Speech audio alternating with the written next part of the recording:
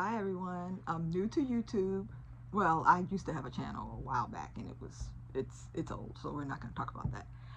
But today I wanted to share my journey with you. This is going to be a channel that has different things from my life in it. And one of the things that I'm going through right now is a divorce. So I know that's a story that will resonate with a lot of you. A lot of you have been through it and know what happens during the divorce. But I guess everyone's story is different. So I'm going to begin by sharing my story with you. And hopefully, it can help someone. Someone will see that it does get better and it will pass. I know it's hard in the beginning. It's hard to think that because I know it's hard for me, but it does get better. And I would just like to say that as a believer, I believe in the Lord Jesus.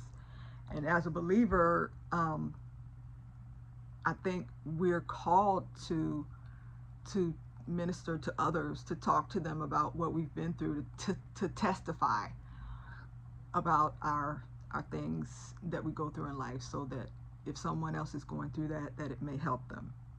So I'm going to start with my thoughts, and if you see me looking down, I have my notes here, so that's what I'm looking at of what I want to cover. So my thoughts about marriage as a believer, I believe that God calls us, some of us, not everyone, like Paul said, not everyone, but calls us to take our vow seriously, because it's a covenant between us, God, and the other person. So, I was very serious about my marriage. I put everything I had into it. I wanted it to work. I didn't want to get a divorce, but one person cannot hold a marriage together on their own. So, I don't intend to defame my ex-partner in any way. He has whatever his issues are, and I have my issues too. So, we're both imperfect. So when I grew up, because a lot of times I think, we have to go back to our parents and what happened and what we saw and didn't see. So I did not see my parents together. My parents were divorced when I was young. And I mean, like, I think before I could remember. I do remember my father coming over to the home and visiting with us, and he would do that sporadically. So, I never had really a real marriage, I think, to model until my aunt married my uncle, and they are still married today. And I saw them from the beginning. I saw them when they got married, and they've been married, I think it's like 30 some years. I have a couple of aunts who are married at least 30-40 years, so I did have them to model, but I wasn't in the home with them, so I didn't see them day to day. So we got married in December of 2001. So we were married for a long time. We were married for 23 years, and we had our ups and downs, as couples do. But I thought for the most part that we were happy. We did have a child together in 2011, and that was a changing point for us, because we still are, because our son is 13. We still are older parents, so it's a little different, from when I had my daughter. So, like I said, we got married December of 2001. We had a child together. We did have some hills and valleys, but that's to be expected. I think you're gonna have seasons in marriage. You're gonna have winter seasons, you're gonna have spring seasons, you're gonna have all different types of seasons. Sometimes it's great, and other times it's not, like the book that says that things fall apart. So things did fall apart. Um, and I'm not sure exactly when that happened, but um, it's hard. It's hard. Yeah, it's hard. It's not easy. So, you know, what I've discovered on my journey is that you have to let yourself grieve. You have to let yourself grieve for, all the things that you're losing, that, you're grieving for, who that person was, your partner, who that person was when you married them. And they're different, when they decide that, they don't want to be in a marriage, or they don't want to do what's necessary to keep the marriage together. So, you know, um, I think the stages of grief will help you and give you some insight into what happens, and I believe it was Kubler-Ross. I think she was a psychiatrist who laid out the different stages of grief. So the stages that she lists are denial, anger, bargaining, depression, and acceptance. So I think we all move through this process. I don't think it's necessarily linear. I think you can go through 2 stages at once or 3 stages at once, and you may go through a stage and then go back. I think that I've done that too. But I think that moving through that process is necessary, and I think that moving through that process is helpful, especially if I think there are a lot of books that are available about grieving. There are some like support groups, and